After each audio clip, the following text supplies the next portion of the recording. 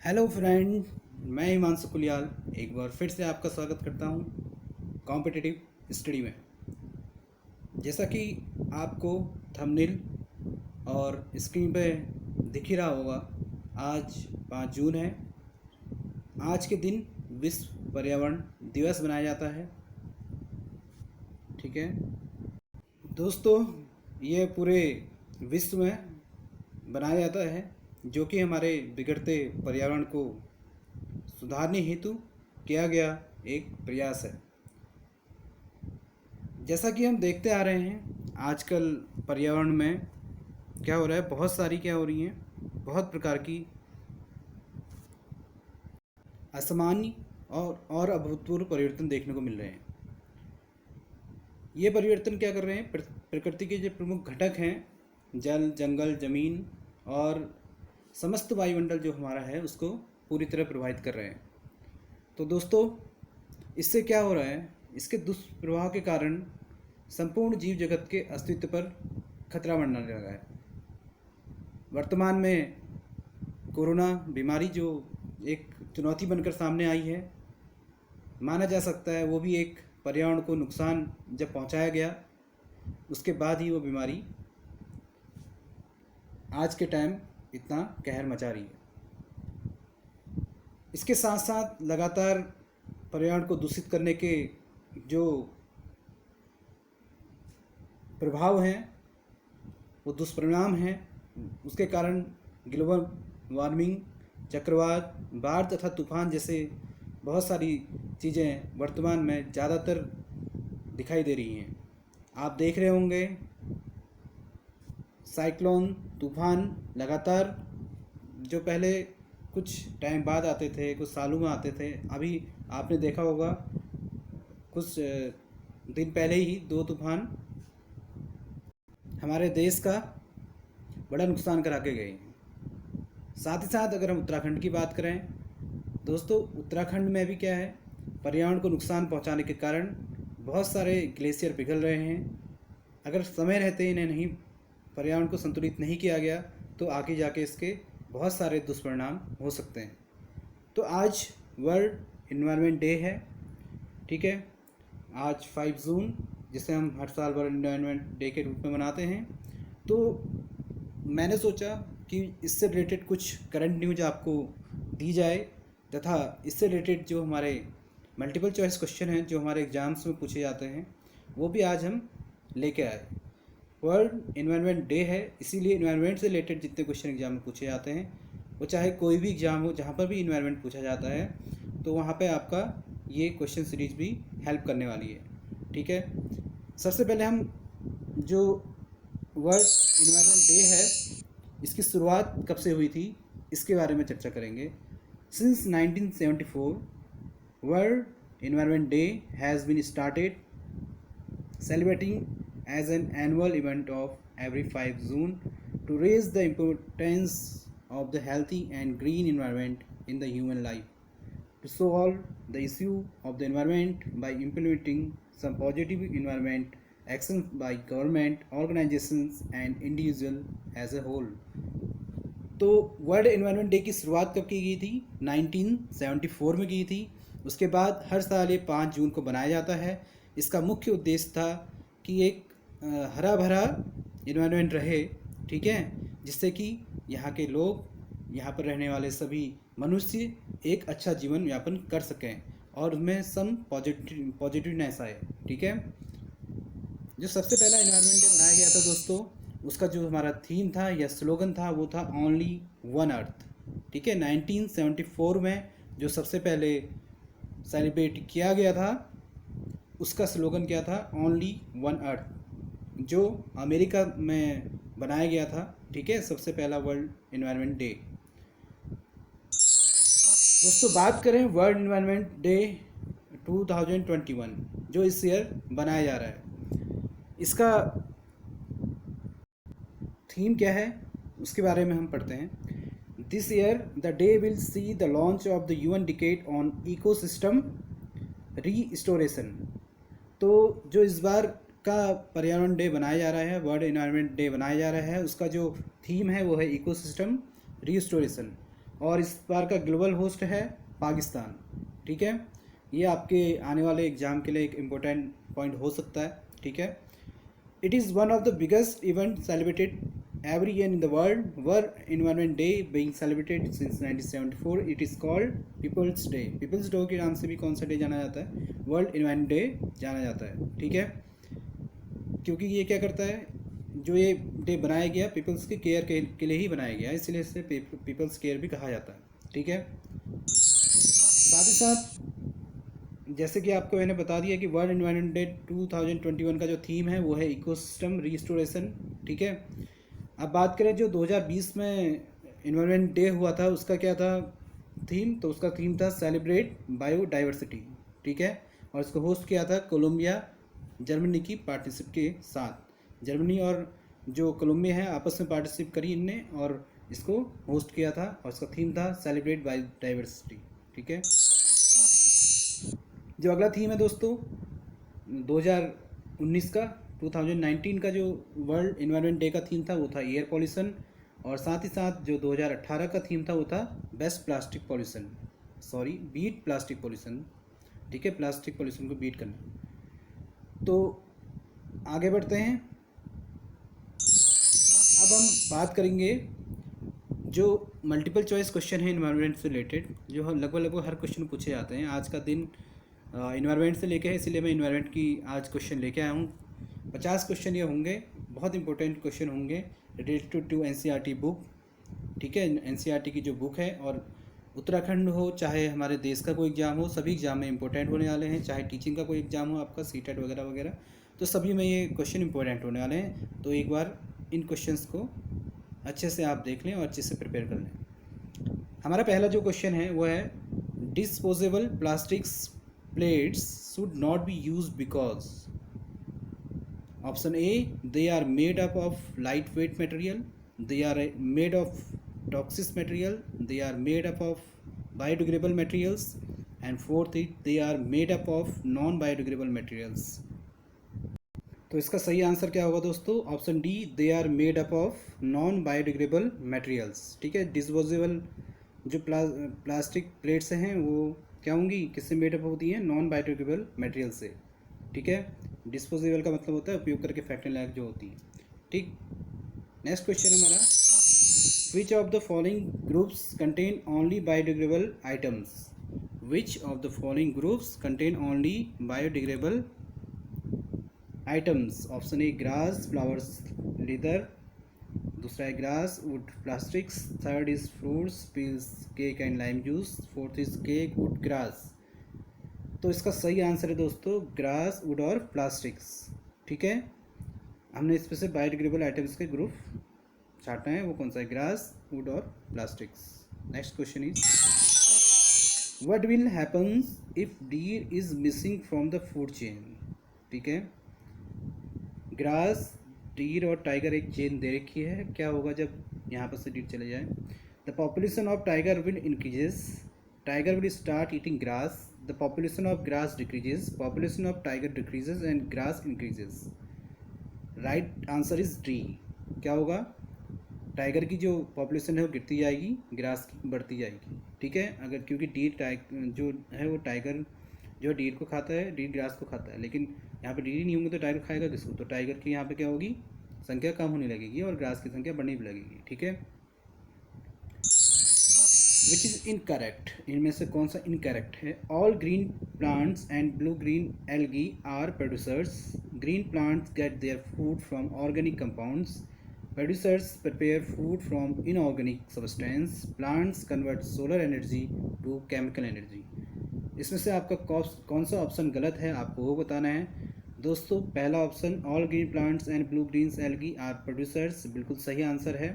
साथ ही साथ green plant get their food from organic compound, ये भी बहुत सही आंसर है। Producers prepare food from inorganic substance, ये भी सही आंसर है। फोर्थ जो है plants convert solar energy to chemical energy, ये भी सही आंसर है। यहाँ पर आपका जो गलत आंसर है वो बी है, green plant get their food from organic compound. ऐसा नहीं होता है, ऑर्गेनिक कंपाउंड से ग्रीन प्लांट फूड नहीं बनाते, तो आपका एक गलत आंसर है। ठीक है, नेक्स्ट है जो the percent of solar radiation absorb by all green plants for photosynthesis is about 1%, 5%, 8%, 10%।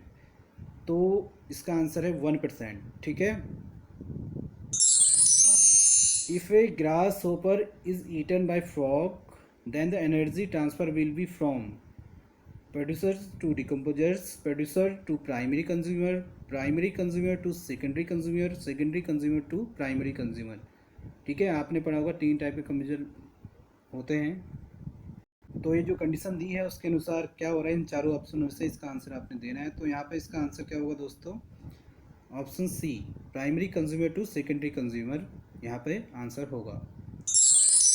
The organisms of higher trophic level which feed on several types of organisms belonging to lower trophic level constitute the food web, ecological pyramid, ecosystem, food chain। तो इसका सही answer जो होगा दोस्तों, इसका सही answer होगा food web. ठीक है, फूड वेब के द्वारा ऐसा होता है।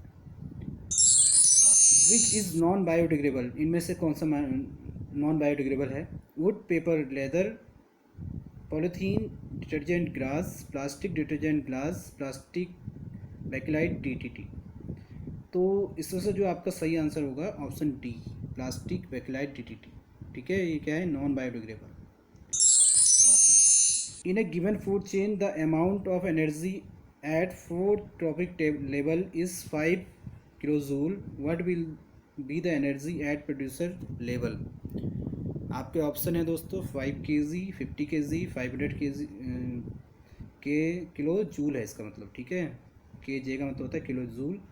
तो ऑप्शन डी है आपका 5000 किलो जूल। तो इसका राइट आंसर जो होगा दोस्तों, इसका राइट आंसर क्या होगा, ऑप्शन डी, 5000 किलो जूल। आगे बढ़ते हैं दोस्तों, बात करते हैं अगले क्वेश्चन की। The excessive exposure of human of UV ray result is damage immune system, skin cancer, peptic ulcers, damage to lungs.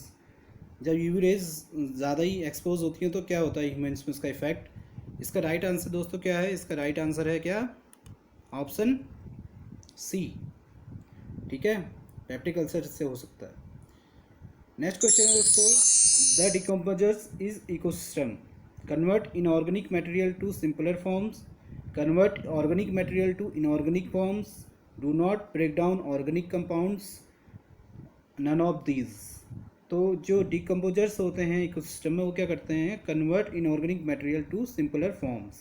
ठीक है। नेक्स्ट क्वेश्चन है दोस्तों, the flow of energy is ecosystem, the flow of energy in ecosystem unidirectional, bi directional, multi directional, no specific directional. तो इसका right answer है दोस्तों unidirectional. Ecosystem में जो एनर्जी फ्लो होती है वो यूनिडायरेक्शनल होती है। ठीक है। अगला क्वेश्चन है दोस्तों, in an ecosystem the 10% of energy available for transfer from one trophic level to next is in the form of heat energy, light energy, mechanical energy, chemical energy. तो इसका राइट आंसर जो होगा option D, chemical energy के रूप में। ठीक है। अगला क्वेश्चन है, which of the following limits the number of trophic level in a food chain, decrease in energy at high trophic level, difficult in food supply, polluted air, water. तो इसका right answer क्या होगा, decrease in energy at high trophic level. ठीक है, इनमें से कौन सा बताना था, ट्रॉपिक लेवल के बारे में सही है फूड चेन पे, तो कौन सा होगा, decrease in energy at high trophic level. जब ट्रॉपिक लेवल ना ऊपर को पढ़ते जाते हैं तो उसकी एनर्जी क्या होती है, कम होती रहती है। ठीक है, इसलिए ये इसका राइट आंसर है। क्वेश्चन नंबर 15 है, which of the following constitute the food chain, grass, wheat and mango, grass, goat and human, goat, cow and elephant, grass, fish, goat. तो 15 क्वेश्चन का जो राइट आंसर है ऑप्शन बी है, grass, goat and human. Grass goat को, goat human. ठीक है, एक सही फूड चेन यहाँ पर बन रही है। Which of the following are environment friendly practices? First option is carrying cloth bags to put purchases in while shopping, switching off unnecessary lights and fans, walking to school instead of getting your mothers to drop you on her scooter, all of these। तो 16 का जो right answer है, ये तीनों ही option यहाँ पर सही हैं। ठीक है, डी ऑप्शन आपका सही होगा। अगला क्वेश्चन है, in a food chain the third trophic level is always occupied by carnivorous, herbivorous, omnivorous, decomposers. Third trophic level की ये बात कर रहे हैं दोस्तों, तो थर्ड ट्रॉपिक लेवल में इसका राइट आंसर क्या होगा? Option A, carnivorous. ठीक है। अगला क्वेश्चन है, an ecosystem includes all living organism, non living objects, both living and non living components, sometimes living sometime non living. Ecosystem की बातें कर रहा है, तो इकोसिस्टम के अनुसार जो इसका राइट आंसर होगा सी। यहाँ पर living and non living thing दोनों ही होते हैं। ठीक है। अगला जो क्वेश्चन है, accumulation of non biodegradable pesticides in the food chain in increasing amount at each high trophic level is known as eutrophication, pollution, biomagnification, accumulation. ठीक है। तो इसका राइट आंसर जो होगा दोस्तों, इसका राइट आंसर होगा ऑप्शन सी, बायोमैग्निफिकेशन। ठीक है। अगला क्वेश्चन है, depletion of ozone is mainly due to chlorofluorocarbon, sulphur dioxide, acid rain, greenhouse effect. तो right answer of this question is chlorofluorocarbon. ठीक है। किसके कारण हो रहा है ओजोन का डिप्लेशन? क्लोरोफ्लोरोकार्बन के कारण। The constituents which do not form an ecosystem are plastic, biodegradable, non-biodegradable, all। तो जो इसका राइट आंसर होगा दोस्तों, प्लास्टिक्स। ठीक है, इकोसिस्टम में नहीं आता है। Which of the following is an example of producers? Producers का एग्जाम्पल इसमें से कौन सा है? Plastic pens, plastic bags, polythenes, grass. तो right answer will be option D is grass. Okay, the next question is 23. Which of the following is an example of herbivorous? herbivorous का example कौन सा है? Cow, shark, lion, tiger. तो herbivorous का जो right answer है दोस्तों, इसमें कौन सा है? ऑप्शन ए, काउ क्या होगी यहाँ पे? herbivorous होगी। बाकी शार्क, लायन, टाइगर ये नहीं है। नेक्स्ट क्वेश्चन है, which of the following is not an example of abiotic factors? Light, plants, heat, temperature. तो इस पर राइट आंसर होगा ऑप्शन बी, प्लांट्स होते हैं एबियोटिक फैक्टर। ठीक है। फिल इन द ब्लैंक्स है, is A biodegradable pollutant. Biodegradable pollutant इसमें कौन सा है? Paper, cotton cloth, cotton, DDT. तो इसका राइट आंसर होगा दोस्तों ऑप्शन डी, डीडीटी। ठीक है। नेक्स्ट क्वेश्चन है दोस्तों, विच of the following is the terrestrial ecosystem? इनमें से टेरेस्ट्रियल इकोसिस्टम के अंदर कौन सा आता है? Natural forest, pond, lake, aquarium. ठीक है। तो इनमें से जो राइट आंसर है इसका ऑप्शन ए, नेचुरल फॉरेस्ट आता है इसके अंतर्गत। ठीक है। 27 dot dot dot is an omnivore animals. इनमें से कौन सा ओमनियोर एनिमल है? Lion, hawk, jackal, man. तो जो इसका राइट आंसर है मैन। ठीक है, ऑप्शन डी। 28 वाला जो क्वेश्चन है, the formula of ozone is, ozone का फॉर्मूला क्या होता है दोस्तों? ओजोन का फॉर्मूला ऑप्शन आपके पास है O2, O3, O4, O5। तो इसका राइट आंसर क्या होगा? इसका राइट आंसर होगा O3। ओजोन का फॉर्मूला क्या होता है? O3, बी इसका राइट आंसर है। The number of atoms of oxygen in ozone. Ozone में ऑक्सीजन के कितने एटम्स हैं? 2, 3, 6, 7। The right answer will be option B 3, क्योंकि O3 होता है तो 3 एटम से मिलके बना होता है। ठीक है। The constituent that does not form ecosystem is biotic constituent, abiotic constituent, plastic bags, all. तो इसका राइट आंसर जो है दोस्तों ऑप्शन बी, अबायोटिक कॉन्स्टिट्यूएंट। ठीक है। नेक्स्ट क्वेश्चन है, the functional unit of environment. Environment की फंक्शनल यूनिट क्या होती है? Ecosystem, nitrogen, carbon, oxygen. तो इसका राइट आंसर क्या है? इकोसिस्टम। इकोसिस्टम क्या होता है? फंक्शनल यूनिट होती है इन्वायरमेंट की। अगला क्वेश्चन है, which out of them is herbivores. ठीक है, हर्बीवर्स। तो काउ, शार्क, लायन, टाइगर। तो इसका राइट आंसर क्या है दोस्तों? ऑप्शन ए, अभी पहले भी आया था question, cow. Which is not in abiotic factor? Light, plant, heat, temperature. तो इसका राइट आंसर क्या होगा? इसका राइट आंसर होगा ऑप्शन बी, प्लांट्स। अगला क्वेश्चन है, is a terrestrial ecosystem natural forest, lake, pond, aquarium. तो इसका राइट आंसर क्या होगा दोस्तों? Option A, natural forest. Next question है, the microorganism comprises of bacteria, fungi या ए एंड बी दोनों, या डी ग्रीन प्लांट्स? तो 35 का जो राइट आंसर होगा ऑप्शन सी, बैक्टीरिया और फंगी दोनों यहाँ पे होते हैं। 36 in the food chain herbivorous falls at dot dot dot level, first, second, third, fourth. The right answer is option B, ठीक है, सेकंड लेवल पे। In food chain small carnivorous fall at which level, first, second, third, fourth. The right answer will be option C, third level. Okay, in trophic level the greatest number of is of producers, primary consumer, secondary consumer, tertiary consumer. तो इसका right answer क्या होगा दोस्तों? Producers ज़्यादा होते हैं यहाँ पे। In food web flow of energy is non directional, bidirectional, unidirectional, any of above. तो right answer will be unidirectional. Okay, next question, following is true for food web, food web के लिए क्या सही है? The energy available at each level gets diminished. Second is every moves progressively through different levels, A and B. Third option, option D, none of these. The right answer will be option C, A and B both are true for food web. Okay, question number 41, order of energy flow in ecosystem. Option A, sunlight, herbivorous, producers, carnivorous. Second is sunlight, producers, carnivorous, herbivorous. Third is sunlight, herbivorous, carnivorous, producers. Option D, sunlight, producers, herbivorous, carnivorous. The right answer will be option D,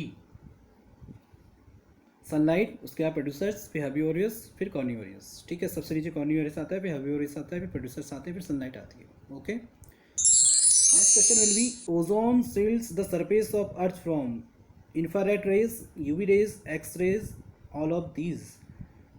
the right answer, the 42 question will be option B, UV rays, ultraviolet rays. Okay, the next question is 43, which refrigerant is responsible for depletion of ozone layer, CFC, FCC, FCF, CCF.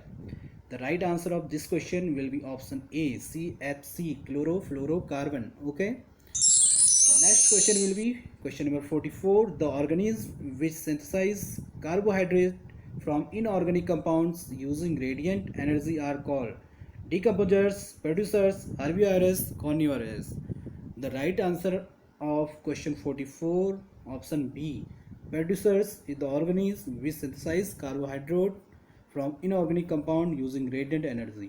ठीक है, next question will be question number 45, what percentage of sunlight is captured by plant to convert into food energy, 1%, 10%, 50%, या more than 50%?